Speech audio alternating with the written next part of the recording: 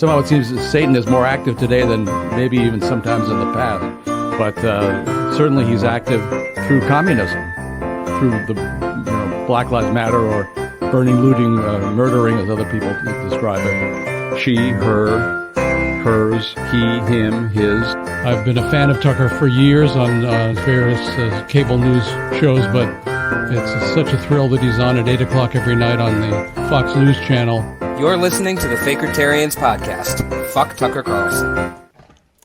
All right, welcome to the Fakertarians podcast. This is episode 52. We are without John today, so it's me, Jeremy Kantorowicz. We got our tech guy, Archie, and then Craig Bowden is our guest today to talk about the anti-war rally that the LP has thrown their support behind. And really, we're just going to kind of break things down, and we'll see all your comments. So if you have something to say, go ahead and comment, and we'll try to respond. All right, so this anti-war rally, let's give some background on it. What is it, February 19th? The LP started promoting this, mid-December or so? Yeah, they started chatting about it. Yeah, and it only recently kind of gained some more attention. I remember looking at it initially, and my first impression when I looked at it was, oh no, this is not good. This is not anti-war. This is just looking to be, it's got some really weird demands and really weird narrative, and I'm like, yeah, this is just weird. And then I started looking at, the speakers, and it just kind of got weirder and weirder. And then the moment Dan McAdams popped up, I'm like, okay, yep, I know where this is going. I know what circle of hell this is. And so, let's see, your first article that you wrote, because you've written 8 articles so far. Correct, yeah. And let's see, that was January 28th. So 2 weeks ago? Give or take, yeah, a couple days. You put out an article every 2 days, just breaking down this absolute crazy. Let's see if I can get my computer screen up, because we can take a look here. So yeah, come on. There we go, share screen, and here we go. All right, there it is. So yeah, so what we've got here is Angela from the Libertarian Party, and then Nick Brana from the People's Party. Now, you've discovered, or kind of some things have come across with that, having it or hasn't it, especially like what the People's Party. There's some interesting things there. What all have you found with the People's Party? Well, one of the things that I noticed when I was just kind of, because I'd heard some rumors once people started catching wind that he was involved, that a lot of the projects that he does, there's total lack of transparency, that a lot of them seem to be more like giving him a payday as opposed to actually doing the real activism work. And then just there came up accusations of sexual harassment, possible sexual assault, that he's purging people that try to change anything, just a whole lot of stuff. And so just kind of went down the rabbit hole with him a little bit. And let me scroll up on my own screen here just so that I can make sure my memory is refreshed. I believe that was article number 7 or 8.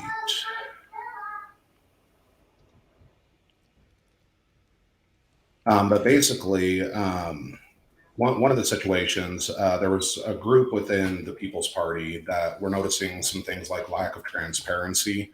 I mean, when you look on the People Party's website, they haven't actually updated their transparency page with like how much money has been donated and things like that since I believe it was the first quarter of 2021. So almost 2 years since they've actually given an update on, you know, how much money the party has. And the funny thing is, it's not even set up as a political party. So with the Libertarian Party, for example, they're set up where they have reporting requirements with the Federal Election Commission.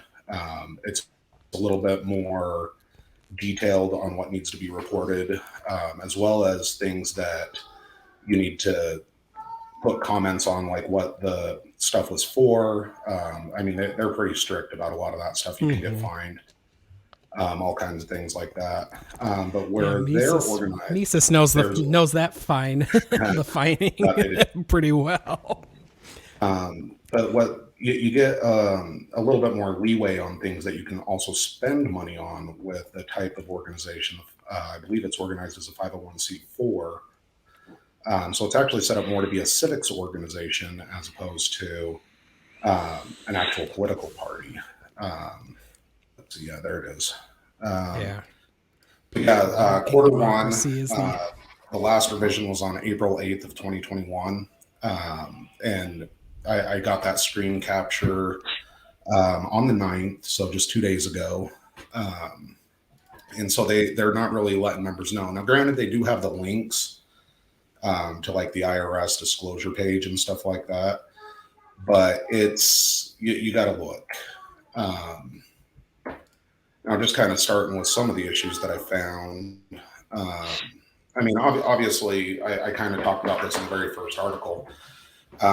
When you go through his Twitter account, there's a lot of really pro-Russia stuff. I mean, not like outright supporting per se the war effort that Russia has going on, but more so the apologetics that you get, like the justifications for why they went and why the United States, NATO is evil and all this kind of stuff. But the one thing that he does have is the pinned post on his account. And Craig, I just wanted to let you know, if you wanted to share your screen for any of this, feel free. Just click the present or share button at the bottom, and you're able to share whatever you'd like. Yeah, no problem. Let me see. I can actually do that right now.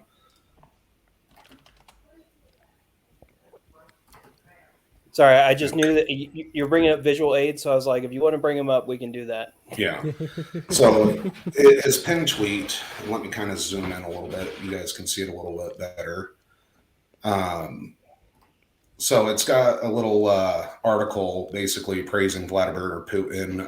How does Putin stay so popular while losing the war in Ukraine? And this was something that he had posted on September 30th of 2022. And Nick says, because he's not only winning the war, he's uniting the world against American hegemony. So clearly he has a little bit more of a bias towards, Putin. And let's see, get out of there. So he has a bias right off the bat as one of the organizers. And so that was something that I always found concerning, because when it's an anti-war rally, and just a little bit of background on me, I actually came into the overall liberty movement because I had served in war and wanted to do something to help kind of stop that, whatever I could do. And so anti-war activism was actually one of my first steps into really speaking out against government. And so when I see somebody that is kind of in almost championing a world leader that ordered an invasion, to me, that's not anti-war at all. And so I made sure that this is something that is prominently put there because he decided to prominently put it there. And it's just kind of a pain in the butt to see that kind of stuff. But just kind of moving on with him. I do know that he is getting paid as a chairman with the People's Party. About every 2 weeks, he's paid $1,750, and they're by no means, rolling in the dough. As a matter of fact, based on what I saw with the IRS filings, the Libertarian Party is actually the big fish in this situation. They're the ones that have a lot more money. They're the ones that have a lot more network, everything like that. But yeah, he's taken $3,500 a month every month, basically, of donor money, and they're pulling in maybe some months it's only like 8,000-9,000. So about a good third of the money is just going straight into his pocket. And the big two, yeah, they pay their chairs and stuff like that, but they're also bringing in stuff like $40 million, $100 million, so they can kind of, afford to pay a chair position. When you're talking about these grassroots organizations, you don't really have the ability to do that. And to me, I think that needs to be fully understood with, the donors for the People's Party, that he's getting $3,500 a month of their donations. So that was one thing that I felt needed to be noted. As for accusations of corruption that I found, basically a group got together and they were trying to petition basically for some changes. I can't remember what all changes they were, but basically they wanted more transparency. I know that was one of them. They wanted to have some actual bylaws, a little bit more accountability in the movement for People's Party, everything along those lines. And at first, they had started some negotiations with the national coordinators, and about halfway through, they just basically kind of found out that they were booted from all the systems and getting emails from people that, they were, kicked because there was, this infiltration, referring to like Democrats and stuff. But I mean, basically what they were doing is they wanted a more horizontal organization where it's not so top down. That way it's a more democratic organization. That was one of their things. They wanted more transparency, a little bit better organization, authenticity, accountability, and they kind of break down everything in their list of demands. And then suddenly, a good chunk of volunteers are suddenly no longer having access to anything. They are getting emails basically saying that there was all this stuff that, was going on and they had to boot people. And it's like, but we were just asking for, some help. At one point, Nick Barana actually apologizes to one of the individuals in an online meeting that they did. And I actually shared the tweet in my article from this gal. And she actually has the video evidence of everything, as well as some of the email evidence. But he apologizes that this happened. We still want to work with you, yada, yada, yada. And then she gets another email basically saying that she was removed from the People's Party again, even though she was already removed. So it's just one of those things where it's just really crazy. And then similar to like what we experience after everything happens, Nick, he goes on and he starts doing some of the podcast network type stuff with his allies that do podcasts to basically put out his own version of the story, gaslight a bunch of people about what happened, telling this is what really happened, rather than, saying it was a petition that was XYZ and we don't like it. Like, he's not being honest about what it is. From there, we get into stuff that's a little bit nastier. There's been an accusation of sexual harassment against him. And when I was actually reading the story, based on the fact that it's claimed that he had actually pushed himself on top of the gal before a door was opened, that crosses the line into actual sexual assault, because you're actually putting hands on somebody for that purpose. And the gal and the people the gal that made the accusation, as well as the little, investigatory committee that was looking into it, a bunch of them, as well as some staff, the person who had witnessed when she opened the door that Nick was, pressing himself on top of this gal, they were all removed from the People's Party. There's a pattern that every single time somebody challenges them in any way, that they're getting pushed out. And I mean, there's some other things.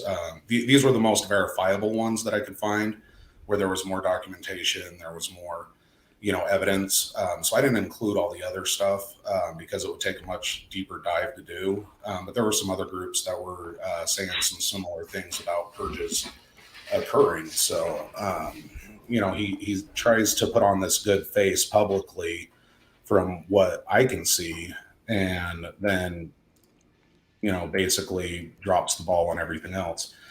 And the main reason why I found this relevant is, and we, included this, is just because in the anti-war movement, we need to make sure that we are above board on everything that we're doing. That's not to say that you can't make past mistakes in your life. We all have made mistakes in our life. I mean, heck, I used to vote Republican. So, obviously I've made mistakes. And, when we are going to be at the forefront of this, you don't want to give the easy hanging, distracting, type of stuff that takes away from what the real issue is. And that is anti-war. And that was just part of the problem with this whole overall situation with some of the people that they're inviting.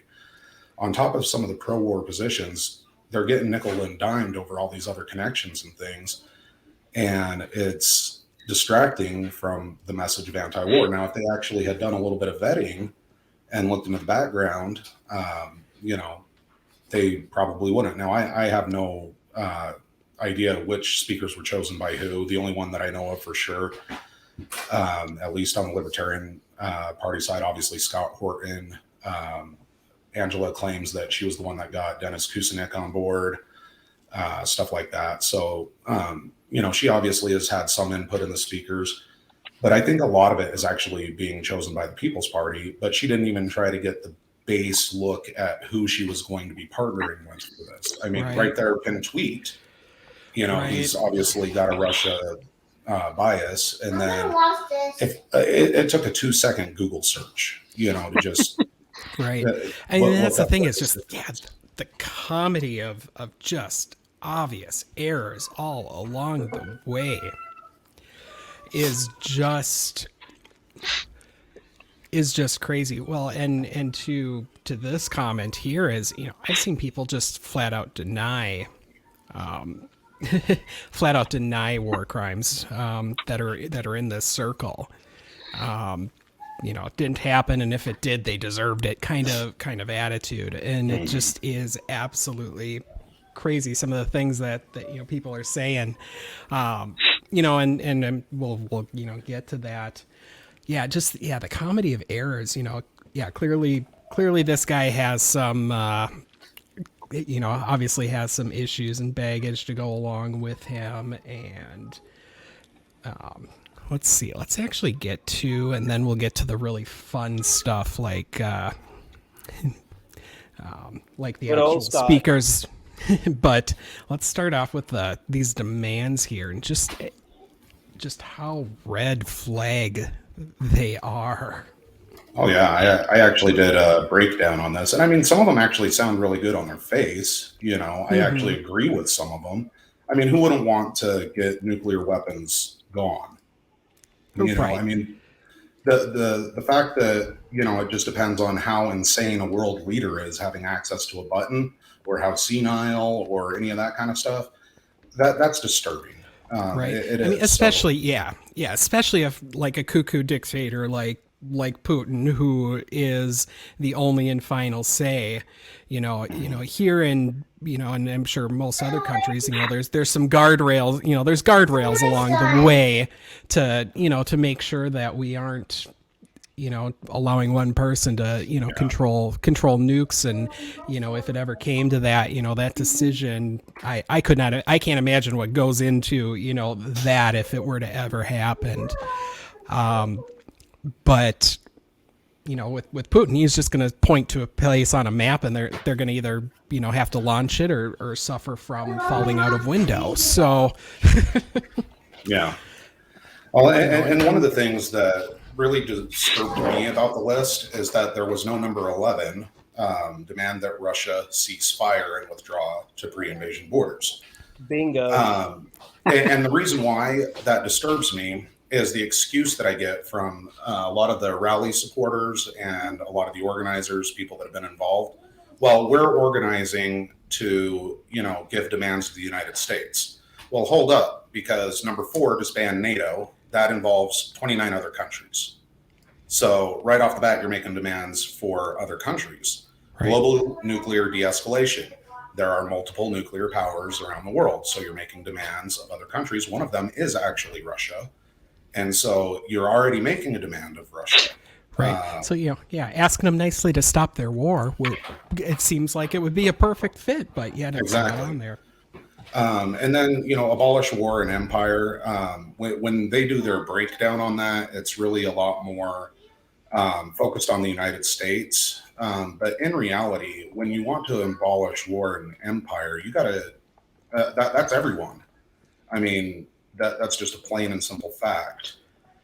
The other red flags, there's a lot of the conspiracy stuff that's in some of these demands. On the actual list, when you get the smaller graphic, you don't see the expanded stuff with the little paragraphs, but this one, and this is the one that really stuck out to me when I first read it. I'm like, okay, yep, this is just a, it just looks like an RT reporter, wrote this kind of thing. Like, stop the war inflation. The war is accelerating inflation, increasing food, gas, and energy prices. The U.S. blew up a Russian gas pipelines to Europe, starving them of energy and deindustrializing their countries, and the war and stop increasing prices. First off, Europe actually ended up pretty okay on the natural gas situation, even though there was definitely some worry there, but they ended up being kind of fine. They ship a lot of, liquid natural gas there. They've stored it, and, it ended up being a mild winter. And, if you really go back to things, and the inflation, so you have the dip with COVID that happened worldwide where prices dropped. Right. So right around April of 2020 is when it flatlined, got the lowest point. And then it starts going back up, hits about normal to what it was back in January of 2020, right in about December. And then it continues going up from there. So from December of 2020 on, it's continued to spike. And the invasion itself didn't happen until February of 2022. Now there is a spike, after the invasion. And it does kind of do this little up and down thing for a while. Yeah, supply shocks, the sanctions, everybody's figuring things out, trying to, realign, everything, anything that went through Russia, you suddenly have to go around it. And, everybody. So, that's going to cause some price instability. But everything kind of leveled off here. And, and then just the claim the U.S. blew up Russian gas. But this was before that article by, I don't even know who it is. And just this issue has also been brought up on Tucker Carlson on Fox News. Of course they did. And there's just, outside of this one article that came out after this, website came out, that really just claims nothing, of any credibility, just to randomly claim this conspiracy, as part of the official list of demands. It's just such a bad look, another red flag. Kind of a fun fact about the author of the article is one of his primary sources that he uses is somebody we already know, and that is Scott Ritter. That's one of his primary sources that he uses. So. You silly idiots. Yep, that's about right. Yes. Let's see what else was in there that really the Free Julian Assange thing is just weird and random. Let's see. But yeah, there's asking very little of Russia. There's just the people who started the war, and yeah, it is. It's just weird, red flaggy. I do have to say, number 10 there just kind of thrown in. Like, why didn't they have Right. Snowden in there too? Just be like, free all of them. Yeah. Right. It's just it is a very weird, weird addition. Well, number 1 and number 5, I think it's 5, contradict each other, because if you let Ukraine hang in the wind, that's going to tell everybody on the planet that if you have a nuclear weapon, you don't get screwed with, because they had like 1,700 nuclear weapons right after the Soviet Empire fell. Right. And and that's the thing is, But if who Ukraine cares just about rolls nuance? over, it just. All right, let's go ahead and okay. So we talked some of the background. Let's just get to some. Let's get to some meat here. Should we start with? Well, do I have any to point? Oh yeah. I'm going to say, Edwards- yeah, the whole Snowden blocking questions about Russia, yeah, that's fishy. I still appreciate what Snowden did, but I can understand the position that he's in right now, sort of thing. Yeah, I understand the position he's in because he was, he ran. Russia happened to, let him in. Which I know to their own strategic advantage. That was definitely a calculated move on the on the Kremlin's end to allow him in, and now he's a citizen, and but he's gotten kind of weird, and I get that he can't necessarily say things, otherwise he's gonna, get arrested, but he's Arrested, disappeared out a window. But the thing is you cannot say things, and then you can say things, and it's like, why are you saying that? You could have just not said that. So, yeah, Snowden's a little interesting, definitely. That's for sure. All right, so let's go ahead and let's just kind of dive into some of these speakers, which once again, just big red flags all around. The what area, what circle, these people hang out in. That Ron Paul fellow, I don't know who he is, but he gives me a lot of red flags. All right, so. Yeah, what Jimmy Dore was one of the ones that was kind of up there initially. He's been kind of there since the beginning, and I know he's quite a character. Let's see, did you talk about him at all? Yeah, it was in the very first article. He was the first person that I talked about at all. So, yeah, he's definitely got some Russian sympathies, and well, and aside from having kind of, so I can't really find anything that directly ties him per se to Russia. Occasionally he might get like something up on, Russia Today or something like that, but he's not one of the people that's been hired by him. Okay. But he does essentially, he is kind of a favored guest occasionally on some of their shows, not just with Russia Today, but also Gray Zone, which has 2 other speakers on the list. But basically, it just is more he's surrounded by people, the way that it looks to me, that are giving, kind of giving a single point of view, and that's everything he's surrounded by, and so that's really all he's willing to go with. Because frankly, I don't trust the United States, either when it comes to like propaganda and things like that. That was cute. So, it is what it is. But the one thing that I did find interesting is that he has taken money from an organization that is set up basically kind of at least it's been accused as a front for the Assad regime in Syria. And there's a couple of other speakers that have been that way as well. And it seems like anytime they get these awards, and there's monetary benefit with these awards for their, quote, integrity in journalism, that they do some kind of pro-Syria kind of deal. Whether it's denying the source of, the chemical weapons, basically to paint the Assad regime in a good light. Kim Iverson was another one, and she had a pinned post almost immediately after she got this $5,000 grant from them that was kind of pro-Syria. So it's kind of questionable, especially since the Assad regime is tied in with Russia, that there's kind of a bias going on there. But with him, he's a controversial guy. He likes to say controversial things, and that's how he gets his attention. I mean, that's how he gets his show. He's another one of those political comedians that does that kind of shtick. But yeah, I couldn't really find any direct connections other than that with him.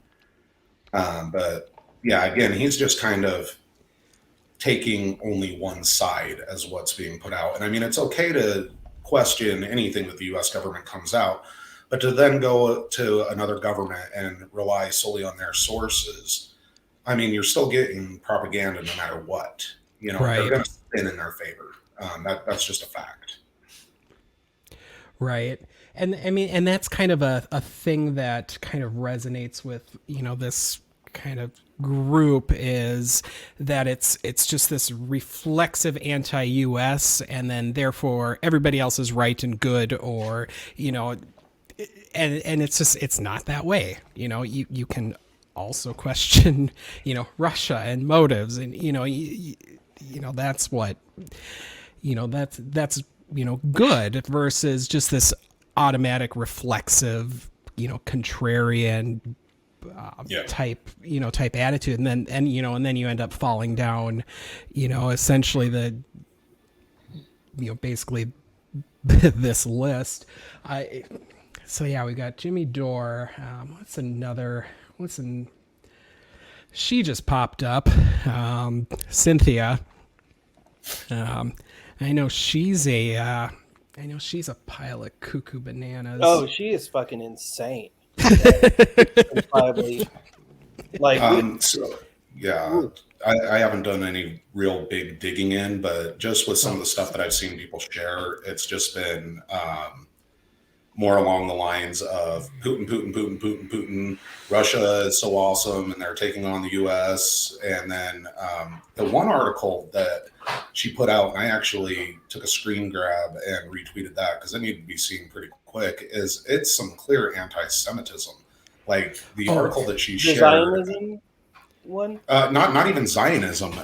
The article that she shared is titled "How Jewish is the War Against Russia?" That was the title. I don't think I have that one, but yeah. You can go through her tweets, and it's pretty bad. Cynthia is definitely some, there was the Zionists did 9/11, which ties back to, I mean, the thing is Zionists aren't an organization, group of people, or, whatever. You can have your opinions on, on Zionism and Israel and, whatever, that, that's one thing. And it's when you use Zionism as just a replacement for Jew. And that's what she had basically done, is that the Jews did 9/11. Very, very Ryan Dawson type move. And we've talked about him in the past, but same energy there. Yeah, just absolute. Once again, someone you don't want at your rally causing distractions. Definitely not. And Let's see. I know Chris was an RT host, wasn't he? Interesting thing about him, though, I try to be as fair as I can when I'm approaching this. I mean, we all have our biases. That's just how things are in life. Everything forms who we are. But I have been trying to be as objective as possible. And when I was looking into Chris Hedges, he was an RT host. He had a show on Russia Today. But the day after his final one, he actually had gone on to I can't remember what article it was or what network it was or online magazine or whatever. But he had actually gone on there the day after his last show. So his last show was on the 27th of, I want to say, February, after Russia had invaded. And then the next day, he had actually penned an article and had criticized Putin for making that decision. He says, I can kind of understand why he came to the decision, but it's wrong to invade. War is not an option. There should have been other options there. You shouldn't have done that. And so I do have to give him a lot of credit there because he's one of, I believe, 2 that I've looked into so far that actually outright criticized Vladimir Putin. Yep. Let's see. We've got. So I know Garland Nixon. He was a Sputnik host. Which is part of the Russian state media, by the way. Mm-hmm. Yeah, they're actually had to file as a foreign agent with the FCC, and the person who actually runs Russia Today is his boss. Like that's the line of who's in charge. So it's the same gal that does all the Russia Today stuff, the head boss of Russia Today. See, going down. No, there's Gray Zone. Max. Max and Anya actually are both Gray Zones. Anya. So we got Gray Zone there. I don't know much about Supreme. Did you dig into him at all? The way that I looked with him is he seems to be more of a genuine kind of liberty, anti-war kind of person. Just kind of looking through some of the things. Obviously a lot of his stuff is music promotion because that's what he does for a living. But with some of the political stuff, I see a lot more of the liberty advocacy kind of bent. And so I think he was, this is just me speculating, but I think he's being more used for the Wu-Tang name and his liberty advocacy to kind of gain a little bit of credibility. Where not everybody's, totally in the tank for Russia, basically. All right. And then we got Miss Afraid of Wi-Fi herself, Jill Stein. You never know. Listen, you never know when that 5G is going to sneak up on you and implant a Bill Gates microchip or something. Yeah. I do. It's how I turned gay. Actually, I have noticed what I happened. came out of the closet right after getting the vaccine. So maybe there's some truth to that. I don't know. I mean, that's the thing. It's Jill Stein is just such a frickin' kook. I haven't really done a total deep dive. We kind of have her kind of conspiracy bent. Everybody kind of knows a lot about that. Yeah. But I do know that she is pretty well connected to Russia Today. She does go on there a lot. And on top of that, she was even invited to go down to their 10th anniversary little gala thing that they did over in Russia. And she was actually sat at the table with Vladimir Putin.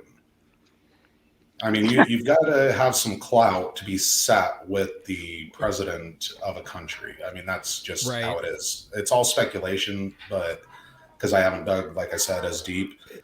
But she literally was at the head of the state table. So that's, and Putin is known to be just an incredibly paranoid I mean, we've all seen the pictures of him very far away from everybody else, and that's just kind of his thing, probably because I'm sure there would be a lot of people who would love to give him some tea or, I mean, give him a view out the window, but yet, so to actually get to that point, to be able to to sit with Vlad, I mean, yeah, that's definitely there's definitely something that goes on there.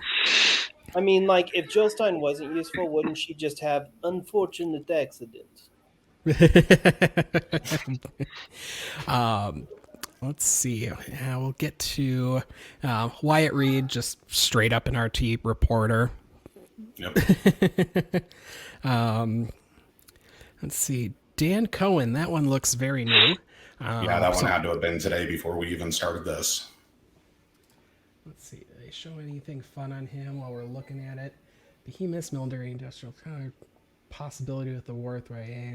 Corporations are enemies of humanity and should be thrown into the dustbin of history. Their offices should be the museums that display the human capacity for evil.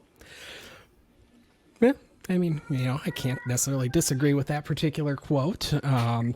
Well, that's how they get you with the quote like that, right? Right. Yeah. It's very, very, very old Rothbard. So let's see here. I don't know much about Craig here. The one thing that I do know about him, and unfortunately he shares the same name as me, he did end up agreeing with Daniel McAdams in the post that Daniel McAdams had made about how at least Russia, looks out for their interests, kind of a nod towards the invasion.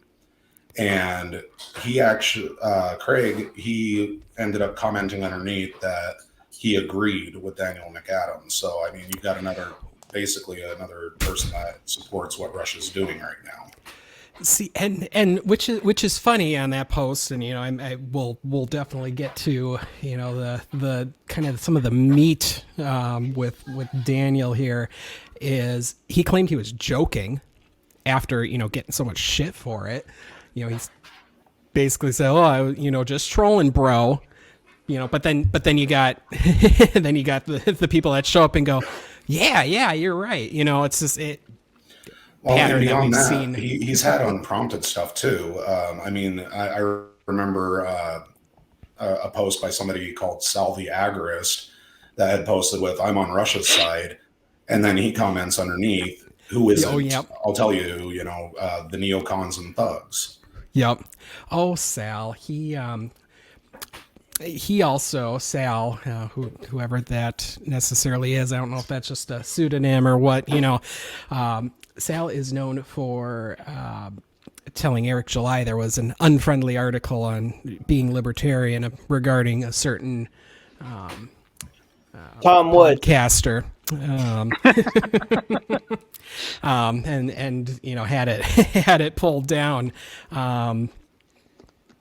But Now it looks like somebody just commented that Dan Cohen was on RT, and he actually co-produces stuff with Max Blumenthal. So okay, he's connected in with all that circle as well from the Russian media. And at least with Gray Zone, I haven't found a funding connection, but I mean, it's a lot of pro-Iran, pro-Russia, pro-Syria type stuff. Yeah. Yeah, I put it. Gray Zone is InfoWars for tankies or something is what I've seen it compared to, which is I think pretty fitting description there. And then we've got let's see, Jackson Hinkle. It's just a mess. Yeah. And somebody almost even mentioned, like, is he going for that Nick Adams, trolling kind of thing and just bad at it? Because Nick Adams, I'm now convinced, I've solidified that Nick Adams is absolutely one of the best trolls on the internet ever. But yeah, it just absolute crazy, just blatant pro-Russia cheering on the war and invasion and just absolutely crazy things. I'm excited to see his speech because I'm pretty sure it's going to be a shit show and a total embarrassment, and just it's going to be great. Oh, and he was actually one of the ones that kind of set this all off for me. Kind of doing this whole thing was because I saw some of those pro Z posts. Oh, that's right. He's straight up selling Z merch. He had made, and I'm like, yeah. And I'm like, why are you guys having him at an anti-war rally? And it turns out that Hinkle is actually tied in really close with Nick Brana as well. And Nick Brana is obviously, we've shown him to be a little bit pro-Russia there, and kind of got that established. So I honestly believe that, I mean, he may be going a little bit over the top for reactions, but he supports what's going on. Mm-hmm. Yeah, because I know Hinkle, I mean, I guess, you dig further in his past and, like was like total Bernie bro and stuff. And, from what I understand, People's Party is just a Bernie fan club anyway. And then he's gotten to where he's at now. And yeah, he's definitely, as far as placement, I mean, he definitely is just one that I'm like, why would you, you're just destroying, not that this thing has any credibility anyway, but this doesn't help. Let's see what else. Kind of working our way up the ladder here to the one that is no longer listed. Tara Reid, she was the one that accused. Oh, that's right. That's what I was going to say. Yeah, his Hinkle's ex is now dating Jonah Hill.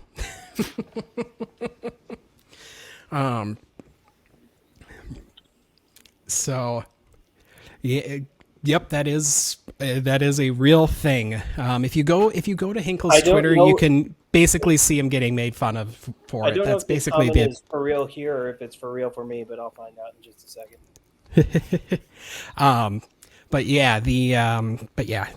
Hinkle's ex is now dating Jonah Hill, and that's about 50% of his Twitter interaction is just people making fun of him for it.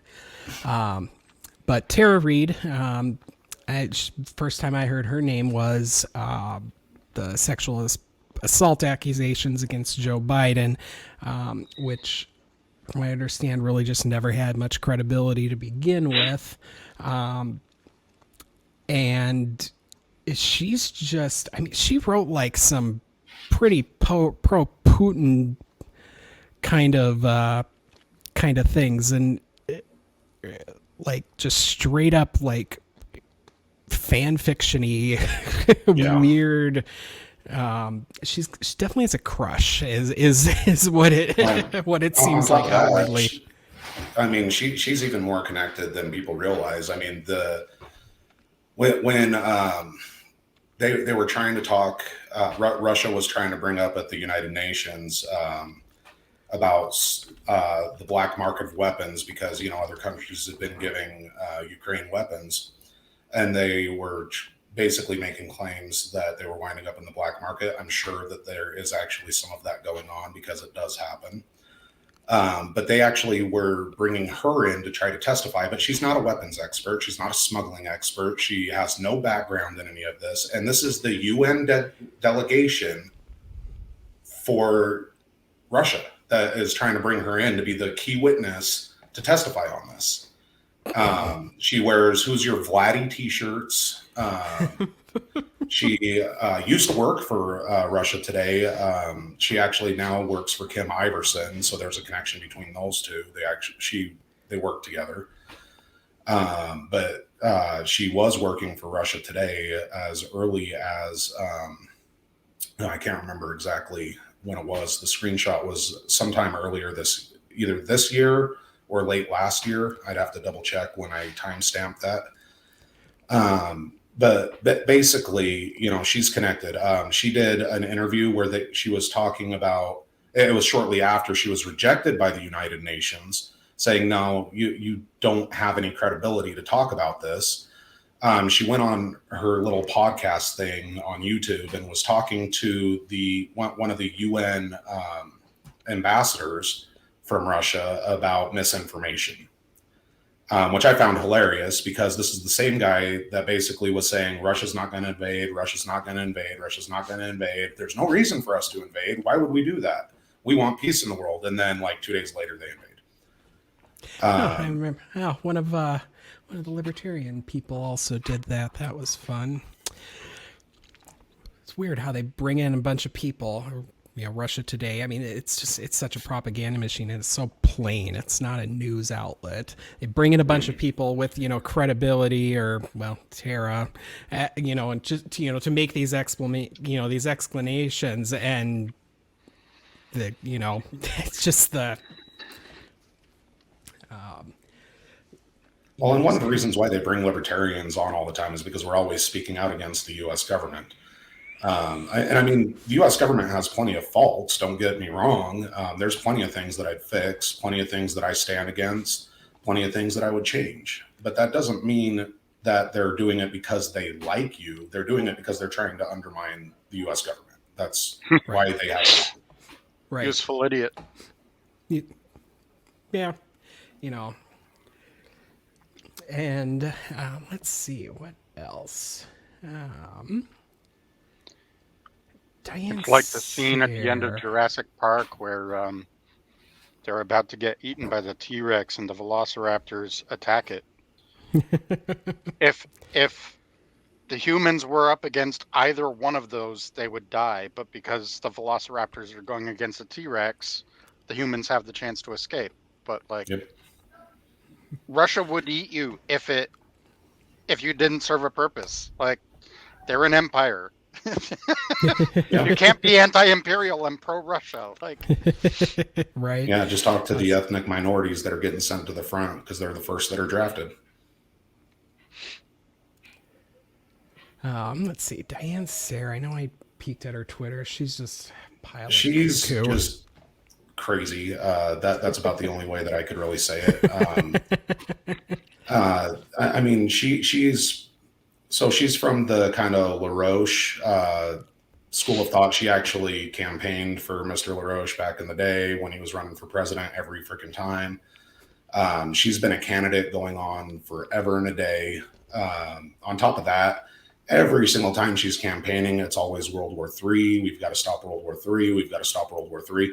And I'm not saying that there haven't been times where, there are some lines that are getting dangerously close. But, I mean, it's literally Armageddon all the time with her. And then when a lot of this information has started coming out about some of the speakers, and some of their pro-war stuff, their pro-Russia stuff, their connections to Russia, she basically was accusing people of being FBI. She was accusing people of being CIA, all those kind of things. That's a very common go-to, I've noticed with this crowd. I'd like my check if I am. I really would. I know, right? We're all waiting for our Where do I apply? So let's see. Let's go ahead. Let's Daniel McAdams. Let's go ahead and let's go to Daniel. Definitely, I Daniel. Hope he opens up sometime soon. Daniel has. Well, I mean, I'm going to put it bluntly. I will gladly call Daniel Ron Paul's Kremlin handler. Yeah, I'm just going to say it. I mean, Dan you're not is entirely wrong. Right. Dan is the head of the Ron Paul Institute for Peace and Prosperity, which for the most part, when you go through like Ron Paul and what he said as such, essentially since when was it formed, 2014? I mean, it's into almost, a lot of the stuff that he says, outside of his, things that Ron Paul has always said, it's pretty much indistinguishable from Russia Today propaganda. He's been a big time contributor for Russia Today for years. Yeah. And I mean, and he's He was an election observer in Belarus for what is essentially a sham organization that's propped up by the Kremlin to appear legitimate. It's Helsinki something to give that name credibility and stuff. But he was an election observer in Belarus. Well, I mean, and the official Helsinki organizations would actually put little freaking qualification statements at the end of their pages. We are not associated with these guys, and would basically say we have nothing to do with this. And just to kind of touch back on the election observer thing, the model that they were using is there was like 30 total people that were going to various countries to monitor the elections in those countries, except that they would only have a handful total. And so they are not actually observing all the polling locations, whereas with actual groups that have been monitoring the OSCE, they're sending in hundreds, if not thousands, of observers to make sure that things are above board. And quite literally, anything that Russia didn't like ended up being what Mr. McAdams' group found in favor of. That it was basically towing exactly what these authoritarian regimes wanted, to try to keep those dictators propped up when they lose the elections. And I mean, even on his own Twitter, he straight up says that he's anti-democracy. It's right there in his profile. So he doesn't even like democracy existing, where people get to have a little bit of choice in how their life is. Yeah, so he's just, dude's just straight up Kremlin mouthpiece propagandist. And that's what he is. And that is essentially the Ron Paul Institute is Dan McAdams. I mean, that's really, really. Well, you look at the people that he hires as writers. There's a ton of writing that's done that's pro-Russia. They literally call Ukraine in a couple of their articles a fake nation, even though it's been a country that voted to be its own country for the last 30 some odd years. You've got John Laughlin, who was part of another freaking basically Russia-fronted organization, something about for democracy and cooperation or something like that. I can't remember the exact name of it, but he's brought on the board. Then you've got, just all these connections. And then there's the connections that he has with Lou Rockwell. Dan McAdams is constantly putting material out on there as well. And again, you get kind of that pro-Kremlin bent and, kind of that authoritarian support in a lot of what he's doing. Yeah, I remember. Dan as scared of ducks as Lou is? Nobody can be as scared of Mighty Ducks as Lou Rockwell. Oh gosh, I remember he put out I remember Lou posted an article of Putin, the classic liberal, like just absolutely nutter shit. But yeah, so there's Dan. For me, he was definitely one of the biggest, and I think he's been there since one of the early stages of the show. There's Horton. Just real quick, we did kind of scroll by David Swanson. I did just want to give him a little bit of a nod. He actually, when I was looking into him, he was one of the other ones that I saw to be quite a bit more genuine, where he does share some of the more Russian type sources. He also does share other sources. He is very concerned about conflicts all over the world, civil wars, border disputes, all kinds of things. He's not necessarily taking the Western side or the side of, an authoritarian regime, anything along those lines. And he did directly criticize Russia for invading. So I did want to make sure that that's mentioned. Like I said, I try to be fair in what I'm doing. Yeah, and I know, I've come across things of his in the past, and so he, so there we go. So we got some credibility there. Scott, I never really liked him much personally. I know he's definitely big in our circles, and He's had a lot of good things to say. But one of the downsides that I saw about Scott was that he does kind of link to a lot of Russian sources for what the information he's giving is. To his credit, he is very much against Scott Ritter. There's been a lot of beef between those two from what I'm hearing. So he is a little bit more on that anti-war stance, just kind of sharing a little bit more bias. And again, that might be his circles that he's surrounded by. Yeah. And then with the one thing that I really have to criticize him over is when there were some Ukrainian people that had immigrated to the United States that were on Twitter, as well as some Ukrainians that are actually facing what they are over there, rather than listen to them when they're, calling him out on some of the stuff that he was pushing.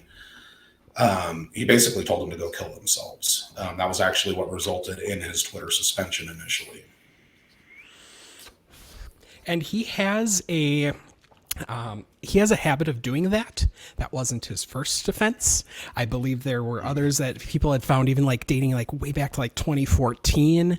Like just anything you tell him he doesn't like, and then suddenly it's go. And I mean, you've got to be open to new information. You just do. I don't really trust necessarily government sources, but when it's somebody that's literally there or escaped there, that's a little bit different because they're talking first person perspective. Right. And that's the thing is, it's a story to hear. And, why wouldn't you want to hear somebody's story who's been affected by this? Which is weird. To point out too, there is no, Ukrainian, nobody from, the LP of Russia has been invited to, speak or give a video address, which they're great. LP of Russia has been really great, and they fight back against a lot of the misinformation that has popped up and, in LP circles. And they literally risk their lives by doing it, because if they get tracked, they can get disappeared. Mm-hmm. Yep. We have the freedom of speech here. Hold on. Right. Disappeared or had unfortunate accident. Disappeared, unfortunate accident. I think we need to get the Kremlin's opinion here and just be like, was it really disappeared or just unfortunate accident? Got to be fair to all sides here. But none of those people appear here at this anti-war rally, which the current war that they are talking about is the Ukraine war, and you have nobody that has any stories of it, and it's definitely which raises just once again another red flag of what's really driving this, and why are these people, and why are they here, and what exactly is happening. Let's see. Tulsi, just like the intro said, fuck Tucker Carlson, fuck Tulsi. Fuck Tulsi, please. Screw them both. Terrible people. Hate Tulsi. Oh, and I mean, she's straight up said that she's not anti-war. She said on certain things she is a hawk. She's advocated for increasing drone strikes, which actually has higher casualty rates of innocents than actually having boots on the ground. Not that I'm ever advocating boots on the ground, just that, when you don't have your actual human intelligence calling in an airstrike, you have a much higher chance of killing an innocent person. And so she is, in my opinion, worse than some of the others. And, we rail against some. One of the things that I hated was all the focus that ended up on Scott Ritter, because there are people that like Tulsi Gabbard that are literally saying, "No, I'm pro-war." In certain circumstances. Yeah, well, and she's very. I remember her 9/11 post was basically Islam's bad.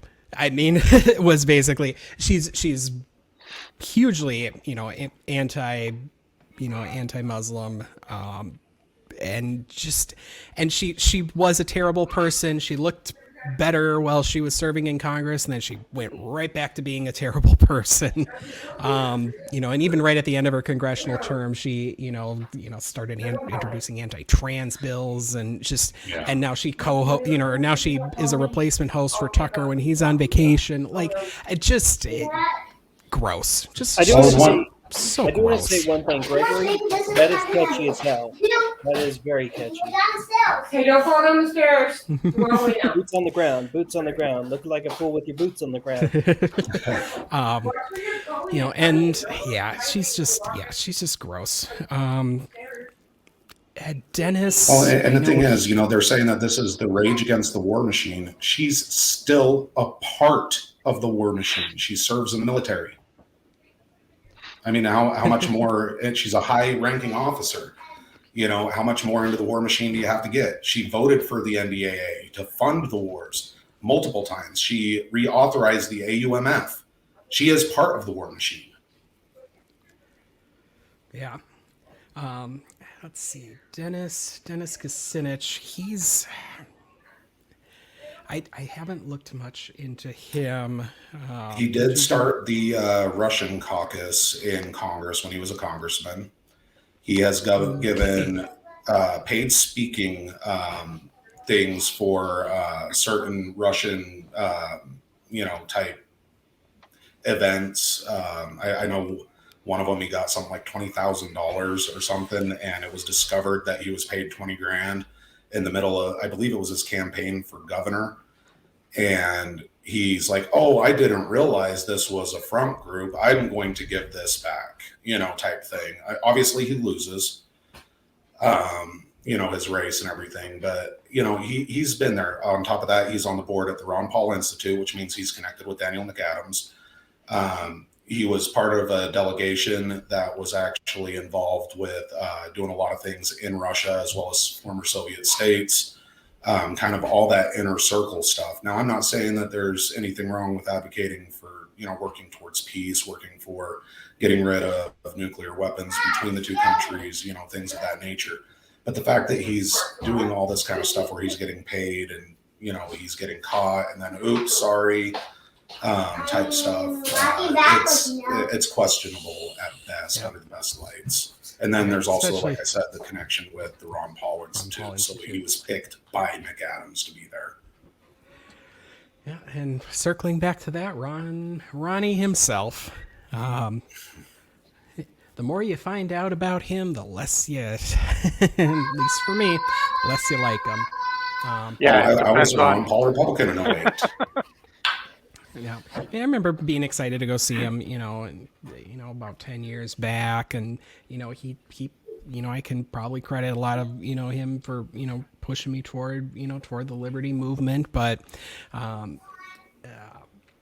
it's definitely time to go to bed, Grandpa. Like, just and what he's a lot of what he's both his history, which we've covered on this channel, the newsletters, the just awful people that he has around him constantly. Well, even his own son went and delivered a letter to Putin. Mm-hmm. So there's connections all over the place with even Ron Paul. Right. And his 08 campaign was very much boosted by Russia. Just like the money bombs. I believe a lot of the money bomb stuff was actually just credit card fraud, is what was found out from a lot of it, and it was a lot of Russia behind it. If I find the article again, I'll post it to the comments. But just a lot of Russia stuff with Ron Paul, and just the awful people he surrounds himself with. He endorsed Ron Unz for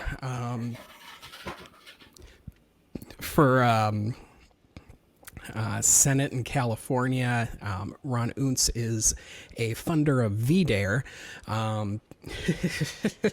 and runs another content aggregation site that's just full of rabid anti-Semitism and just general nastiness. But to That's actually where I found the Rothbard Rockwell stuff, and Lou's hate for Mighty Ducks too. So yeah, Ron, and he voted for the AUMF, the 2001 AUMF. A lot of people, it was a mistake at the time and blah blah. He could have voted no, like he does on every other bill, And there was only one other person. There was only one person. Him and Barbara Lee. And Barbara Lee specifically warned of forever war with the 2001 AUMF. So why wouldn't have Ron voted for something that was going to pass nearly unanimously anyway? Why would you not vote for that? Because why? Not sure. But yeah, he had the option to vote no, and he didn't. And it wouldn't have even been a close vote anyways. Right. It would have been him and Barbara Lee voting no. Out of 538, between the House and the Senate. It's just. And one more thing, since we're on kind of this congressional record, one of the things that he voted against a few times, I don't have the bill numbers or anything, but it involved non-governmental organizations even going in and interfering with other countries. So, charities going in to do civics work, to do medical work, things like that.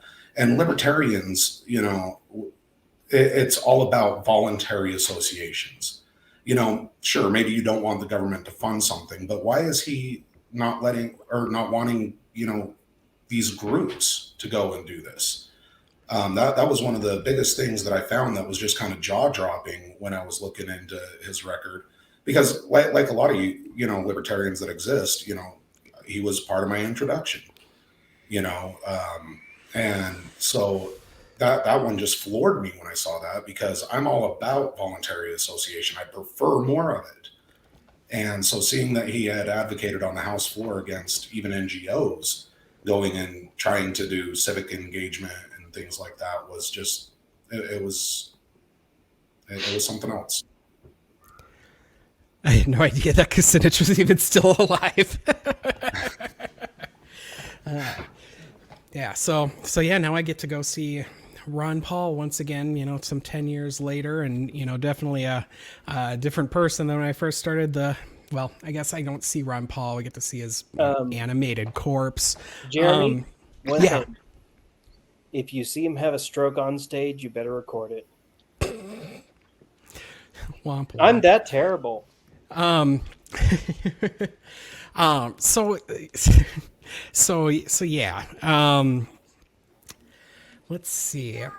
I guess, let's get on to the one that is not, the one that shall not be named, or at least not listed here, and who has since stepped aside, and which was actually kind of the spark that ignited a lot of people to kind of look at this rally in an interesting light, was Scott Ritter. Scott. So yeah, let's get to the meat here of, and probably why everybody's watching is, to talk about Scott Ritter. Still plenty of time for him to sign back up, right? Would not shock me. I was about to say, Archie, if he did sign back up, they'd let him, and it wouldn't shock anybody. Yeah. Well, So Scott was was a former UN's weapons inspector, and I mean he was right about a lot of things that the U.S. and going against that propaganda of weapons of mass destruction, and he really tried to work with Iraq to kind of bring them into UN compliance or whatever, and he really tried to do a lot of that as part of his job as a weapons inspector, and and he rightfully called out, the entire weapons of mass destruction thing and, the propaganda there. And, so, cool and all, and, that got him his notoriety. And, right after he got that notoriety, just like anybody else, it seems like he was pretty quickly scooped up by Russia. And it kind of went cuckoo bananas after that. And, just very just very pro-Russia, and he kind of always has been since then. He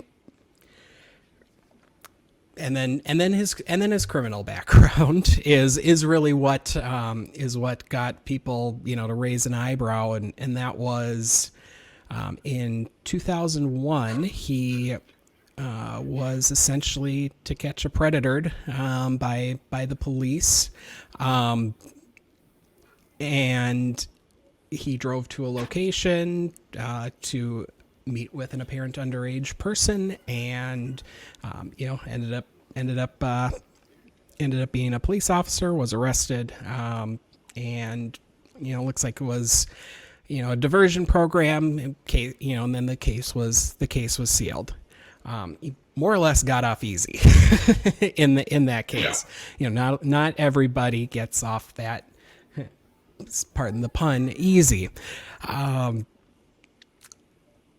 And so that kind of stayed under the radar for a while until 2009, when he did it again.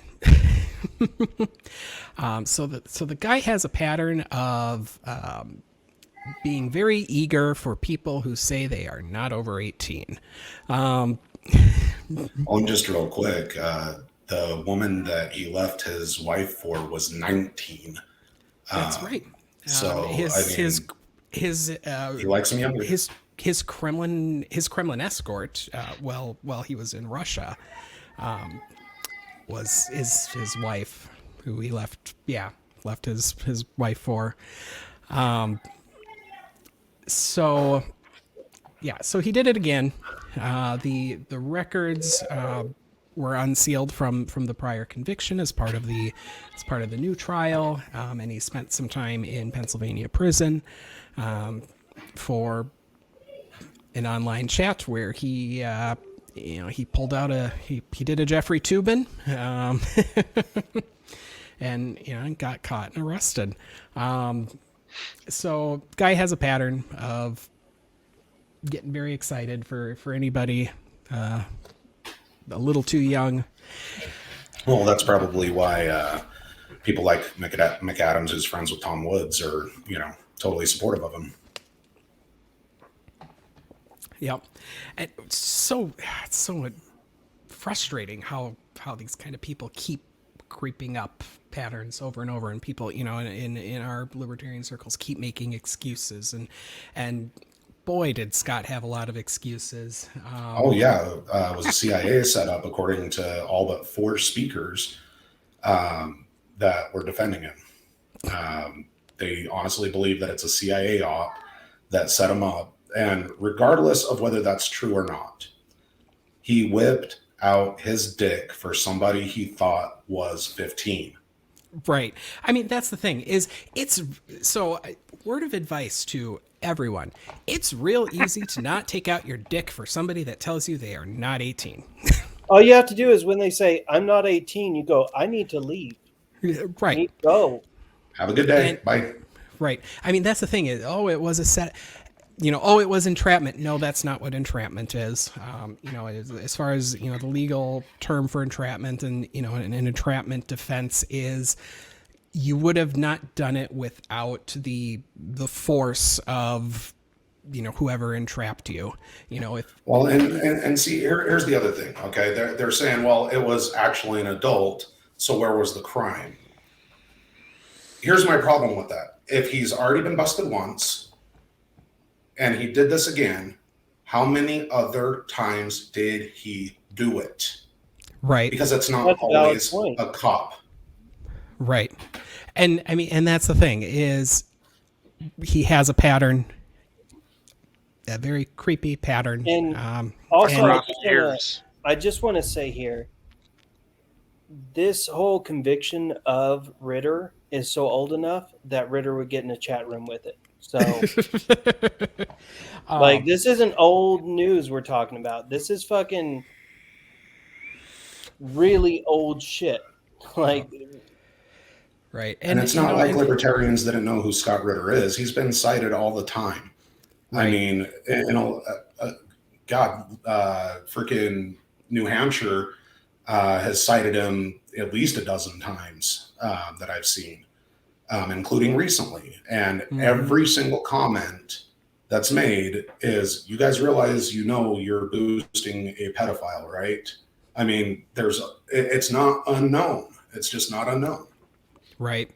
Yeah, right. And he keeps getting amplified and, shared and, and he really hasn't had, the credibility he had, the credibility kind of stopped with Iraq. And, it's just, he just progressively worse. And, and yep, he is in the Ron Paul Institute circle of people and, and a lot of people, I guess we can kind of get into what happened or, what seemed to happen because, nobody's being, it doesn't seem that the LP is being very honest regarding Ritter. And it's just very, because Scott say in his own words is that it was Nick who had initially, I believe, reached out to him and, connected him with Angela. Angela wrote an email, basically enthusiastically inviting him before, hitting, spending 3 seconds on Google. It's literally on his Wikipedia page. We've got a very good comment here. Oh. What part of this gave it away? What part did you go, I see? See where for this me? is going.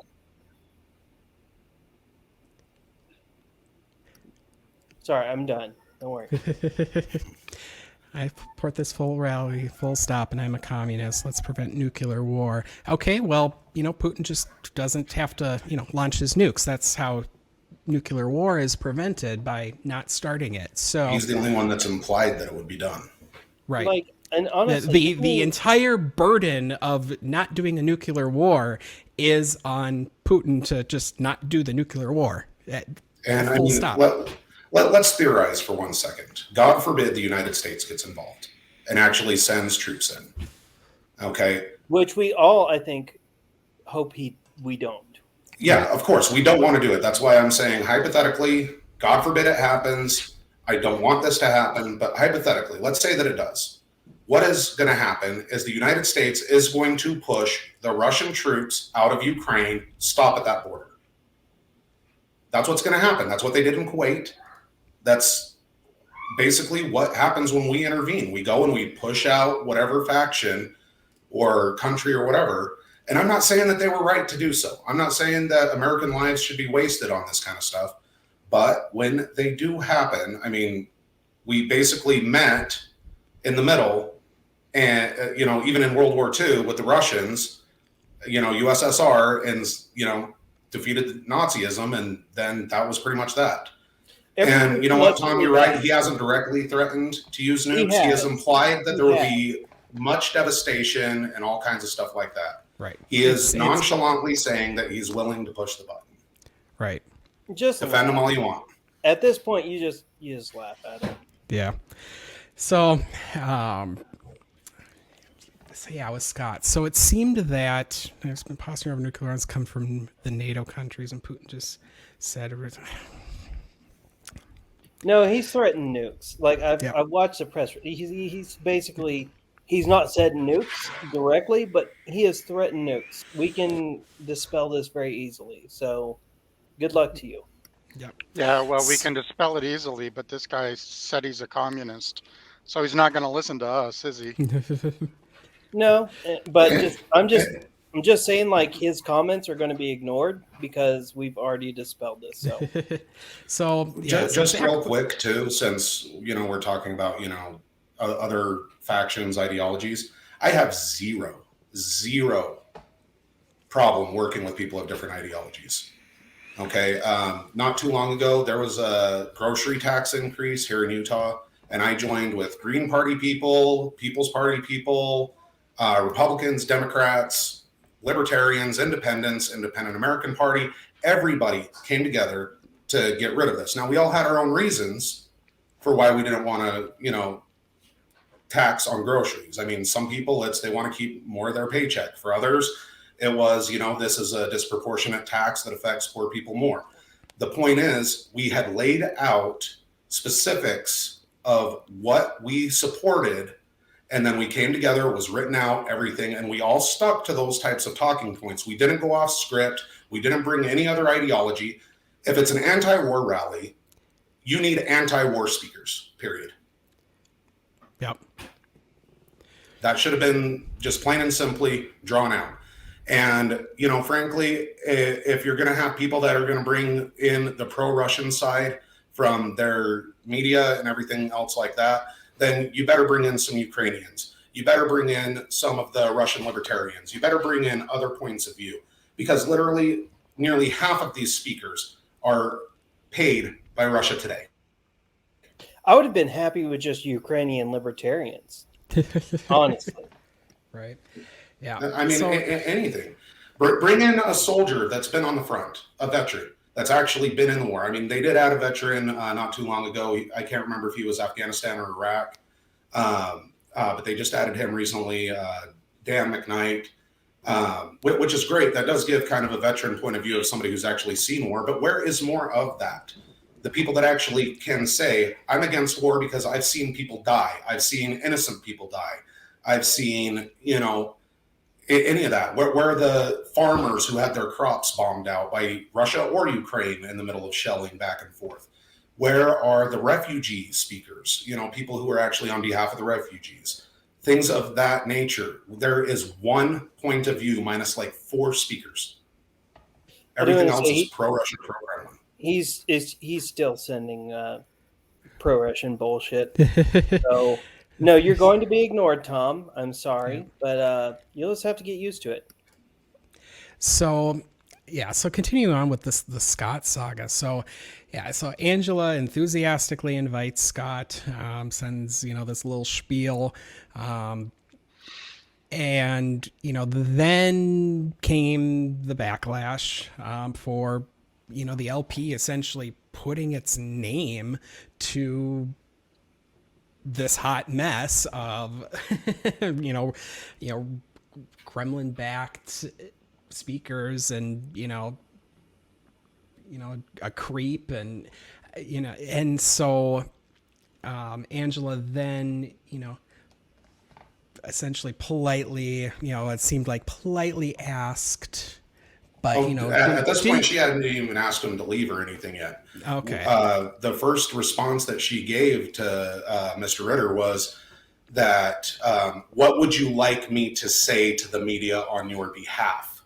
She was ready to defend him in the rally. This is a question I have. So Angela knew before most people knew that there were these criminal convictions against Ritter, right? I mean, everybody that I know knows. Right. So, okay. I mean, it seems like she enthusiastically invited him without, doing a 3-second Google search to say, hey, Nick, maybe this guy is not a great idea. That she didn't know. Right. And, but then it came up pretty quick. And then, she was ready to essentially, defend him. And then it came to the, okay, nope, this is starting to look bad. And she still said, I'm sorry, something along the lines of, I'm sorry it came to this. We'd really prefer you stay. We need you to kind of, if you would like to take a step back. We really, referring to her and Nick, don't want you to have to, but, things are looking really bad. And he offered to basically step aside. At least that's his accounting. I mean, this could all be cleared up if, Scott or Angela release their email conversations about everything. And then we'll know who's telling the truth, because the Libertarian Party statement, Michael Heiss's statements, all are trying to basically say that they were putting pressure on him to withdraw and all kinds of stuff like that. But I mean, the Libertarian Party statement said, we'd really pretty please prefer that he not show up, but we're going to do the rally anyways. And I mean, that's basically it. And then they address no other issues with any of the speakers or their pro-war stances. Right. Which and that's a narrative that they've tried to use to their advantage, and I've seen this in the past with Mises and really hyper focusing on one thing, or completely changing what the criticism is, and then running away with that to distract from anything else. If I may say, the caucus hell bent on getting rid of all the drag queen performers and the transvestites and trans people in general, like for them to just be like, we're just going to tell them to stop. We're just going to tell them to not come. It's really telling. They don't actually believe what they say. Right. I can tell you what I would do as the Libertarian Party chair if I was in that seat. Speaking just, hypothetically, I would have pulled the sponsorship. I would have put up a vote, pulled the sponsorship. This is my reasons why. This is my fault. I'm the one who signed us up for this. I didn't get enough. After the vote was completed, I would resign. Oh, and and that's where it gets down to it. Is like JBH, his mess up doesn't even hold a candle to this wildfire. Well, it wasn't even a mess up. This wasn't even a mess up. This would, well, I mean, like, even if you consider it a mess up, which I do not believe what JBH did was wrong or, fireable or resignable. Even if you counted what he did as something bad, it doesn't hold a candle to the massive shitstorm that is happening right now. Right. And, and that's kind of getting into the Libertarian Party thing. Is there has been demands for, resignations and whatever for way far less than this mess. Way far less. And you want to know what, just real quick, as long as we're talking about resignations, Josh Smith is the one that resigned because he couldn't tolerate that this continues. I mean, I'm not going to give him a whole ton of credit. I don't really like him anymore. I did way back in the day. We used to be allies and things like that. But I'm going to give a little bit of credit where due, where he basically said, this is not an anti-war rally. You guys are dropping the ball. And there's still all this backroom bullshit that's going on that you guys aren't being upfront about. I hate to say it, but maybe Josh is right here. Oh, Josh is definitely right. Whether or not this happened to be his reasons or what, it doesn't matter. He was right. Josh definitely was right in his statements regarding this rally, and it really is it's a terrible look for the LP to be behind any of this. Even if Ritter is gone, it still is, and of course, they had the option to pull out or, be very stern, regarding Scott and having him leave. And, nope, they just issued some wishy-washy statements. Scott didn't, Scott left voluntarily because he was never truly directly asked, at least according to him. He got a pretty please, but, no firm no's. And, so they bumbled vetting. They bumbled, they bumbled the vetting. They bumbled, handling it when, it kind of blew up that Scott was a creep. And, and then they more or less doubled down on it. And now, now we're, sunk cost kind of point where they're just plowing right along. And, they've kind of missed every off ramp, along the way. And, now we're a week out from the rally, and, they may, I know Angela's going to just pretend, oh, everything's fine. Scott's gone now. Whoop-de-doo. No, there are still, that we've been talking about for the last hour and a half, major issues with this entire rally and the message that is being delivered with it. And, and now they're going to have to own that. And, there's going to be, there's going to be some, I'm sure, really interesting characters there that are going to make for some great pictures and some, and some articles that come out about the rally. And, cause you mentioned, at one point, there's going to be somebody with a Russian flag there. It's going to happen. That's going to happen. And just this is a PR nightmare that is going to haunt them for a very long time. And yeah. Has Angela tweeted yet that Scott is just a truth seeker? Might as well.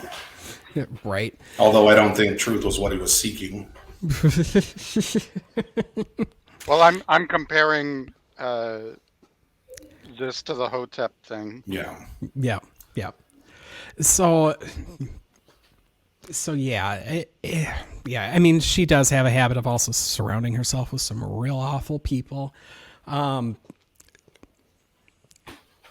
They pushed against McSam. We're in half right. Well, and I mean that's the thing is a lot of people threatened, and that's I think one of the things that caused the LP to just be so oh please step aside on your own, because so many speakers, and I know it was I know it was McAdams that really probably pushed to probably burn the rally some of the ones that I found out. It. Some of the ones that I found out for sure that kind of pushed back. At least that I've been told. There was obviously, as you said, McAdams, and then claiming on behalf of McAdams, Ron Paul. Judge Knapp was one of them. Judge Napolitano, he used to be a speaker. He no longer is. And my theory is that he saw the backlash happening to Ritter, and his own background isn't exactly the greatest, and knew that it was going to be an issue if he continued on. Right. He's not at Fox anymore. The same reason why anybody disappears from Fox, and that's the sexual assault allegations. But essentially what I was told is with the old lineup, all but 4. So I know Scott Horton did not defend him. Jimmy Dore did. Let's see, Tulsi wasn't added yet. And then a couple others. Medea Benjamin, I believe, when she used to be a speaker, may have defended him. I can't remember on her. But basically, it was all but 4 of the lineup back when it was only like 16 speakers or something like that. Now there's like 20 some odd. I think 24 speakers now. So 12 people basically stood up and said, we're on his side. I believe Jackson Hinkle was one that stood up for him. Tara Reid had stood up for him. I can't remember who all else, but basically, there was only 4 that didn't, and so it's people that are totally okay with, a registered sex offender and somebody who literally said himself he's not anti-war and that Ukraine is a rabid dog that needs to be put down by Russia. Yep. I mean, to me, the big point here is just how when JBH resigned, the LPMC pulled it off as just like, this is fair. This is what happens. This is just fair. And then now that their chair has done something way worse that we couldn't even judge on the same Richter scale, it's just like, oh no, she just made an honest mistake. It was the biggest excuse, and this is one, I'll give you guys a little bit of a preview of what's coming out either tonight or tomorrow. Please do. Her excuse in the chair meeting was, you'll have to give me some leeway because I'm a new mom.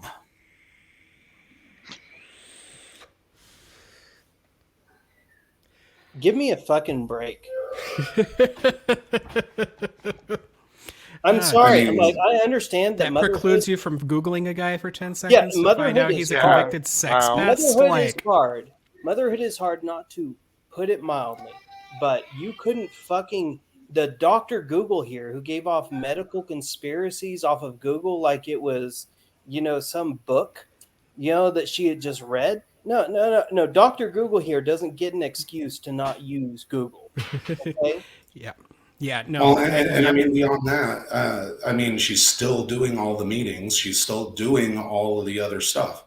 It's, and I'm not saying that motherhood isn't hard. I've got 6 kids. Okay. I have 6 kids. I know that parenting is difficult. I get it. But yet we all seem to pull through. And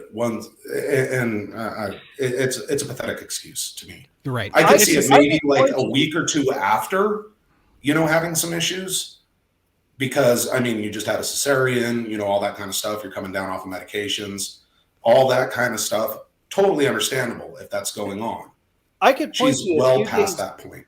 I could point to you a few days after where she Googled where, people providing trans care or doctors providing trans care to trans kids was, this big ordeal. I could see her where she was Googling that, but she couldn't Google a speaker at an event. Like, that was just too hard to read the Wikipedia article. Months later. It's like, yeah, I'm sorry. Give me a fucking break. And that's the thing is it really seems like she is doing a lot more to try to cover her own ass as opposed to actually covering the libertarian parties. Yeah. And I mean, and there's just all sorts of just weird questions from, people that are, it's outside, with just inter-party politics and stuff just about this entire thing. I mean, it to me, the LP suddenly signed on to this.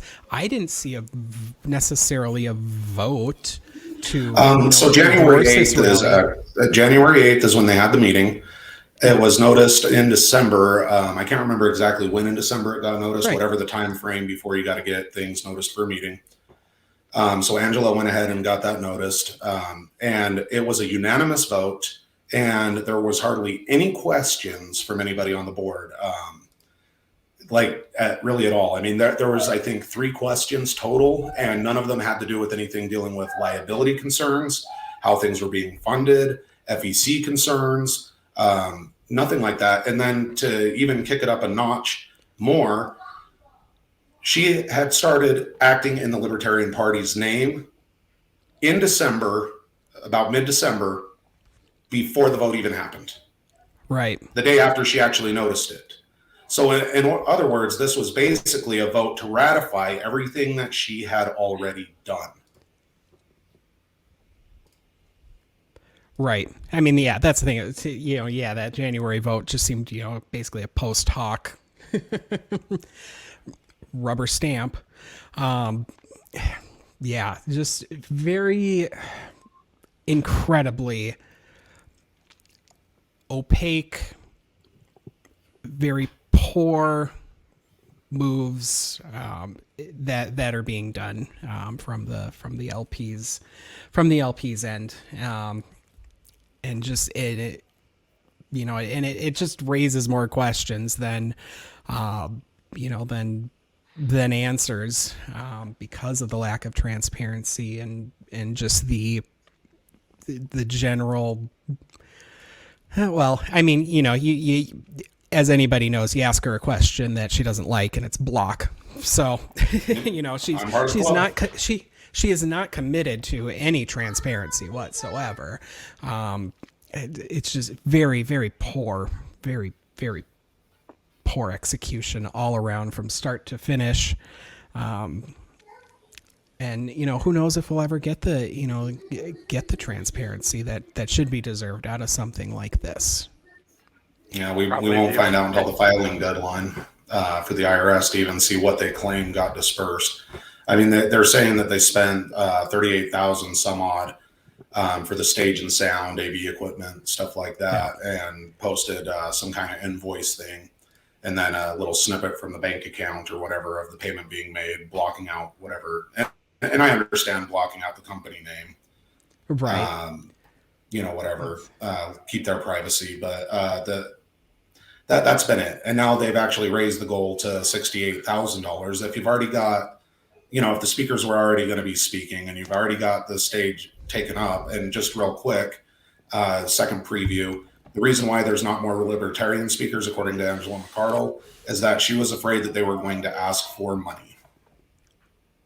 Yeah, because I understand that. Yeah, none of the speakers are being compensated. So I mean, the rally is really just the money for it is really just the logistics. Well, then why do they have to increase it another $30,000? Right. That's the thing is if you've got the logistics covered and you know about how much the logistics are. Well, and that's the thing is, when exactly did they commit to this kind of thing? Because they only pretty recently got up to this 40 grand. I mean, I believe, it was a week or two ago. Yeah. They were still at, like sub $20,000. It really only gained some traction recently. I mean, her little fundraiser for this organization, while using LP resources, netted, I think, $1,200 that night or something like that.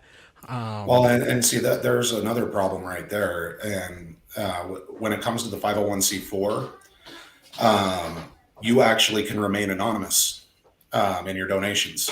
Anything that is under, I can't remember what the amount was. I think it was $5,000. Does not have to have a name attached to it. So I mean, you could have some foreign national that cuts a $4,999.99 check, and you don't have to report them. Yeah. And I mean, what we see also is only their little payment server that they decided, that Give Butter site or whatever. We don't know if they're receiving any checks. We don't know anything along those lines. I mean, obviously, it's not going to be going to the LP headquarters that was listed on the paperwork. It's going to go to the mailing address, which is the PO box. But we have no way to really know who is paying for all this and why they suddenly jumped up in all these donations. Now, legitimately, could there be people that support it and are giving, $50 and there's 1,000, 100,000 of them that do it, whatever? Sure. But the reality is that we've seen the capabilities of fundraising with the Libertarian Party, at least with them. And I've seen the financials from the People's Party. Neither of them are really grand fundraisers. They're not. Come on, the crypto whales are coming, Craig. It's slipping down. The only reason why we're even, the Libertarian Party's even in the black right now is because of the convention. I mean, let's just be honest. If it wasn't for the convention that the previous administration had done, they wouldn't even be in the black right now. Yeah. Yeah, and yeah, there's definitely, I mean, and just so this is very weird for me, is using a crowdfunding site to raise for your nonprofit.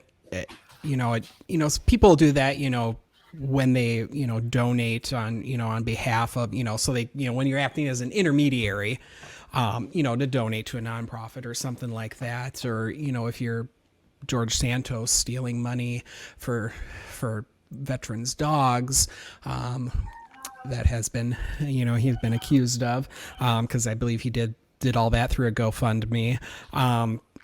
It's a weird way to raise money for a nonprofit as a standard practice through a crowdsourcing.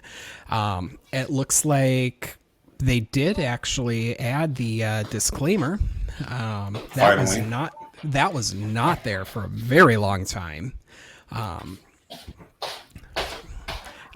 Angela used the LP headquarters as her address on the registration in Virginia. There's just a lot of weird questions. It was not handled well, and I mean, more or less, I mean, they're amateurs and they don't know what they're doing. I mean, I mean, even if we go with the best case scenario, where balls were getting dropped left and right, it's just sheer incompetence.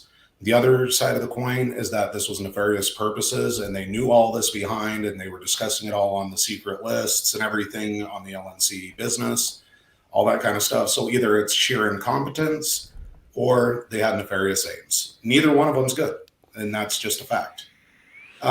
One question that's been asked is, if this money, it gets done and everything, once we pay for all the sound, speakers, whatever, where does the excess go? Nobody's answered that question.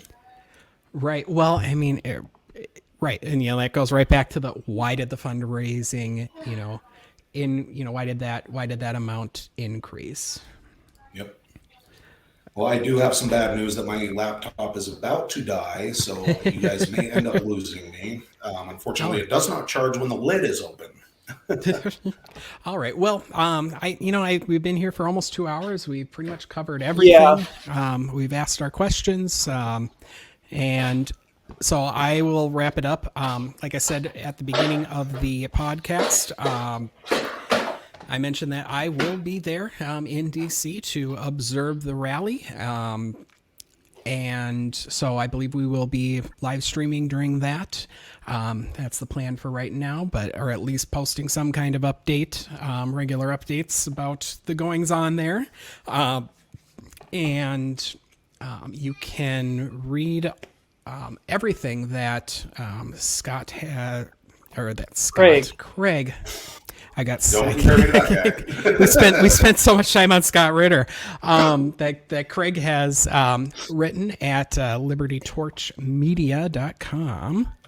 I do want to say, thank you, Craig, for being here. It's been very enlightening. I know that it is. We may have lost Craig there. I want to say it has been enlightening. We have learned a lot, more than I think, either like any of us had thought we would learn. So thank you, Craig, for being here, and hope you enjoyed the show. Yep. Yeah.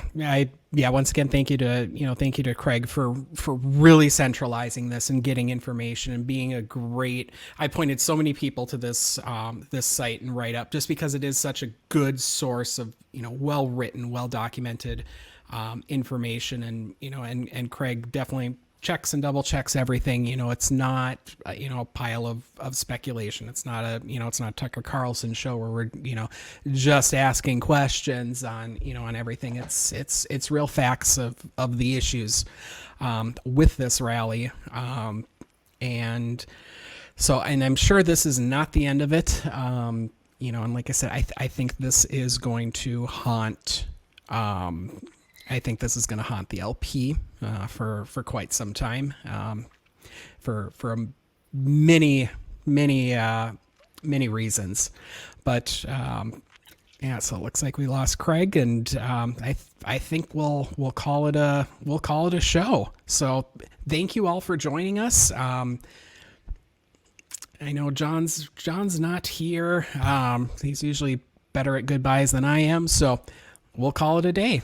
And we'll see you. We'll see you Sunday when I'm there. Yes. Have a great rest of your night, everyone. Please do watch or read libertytorchmedia.com. Everyone have a good night.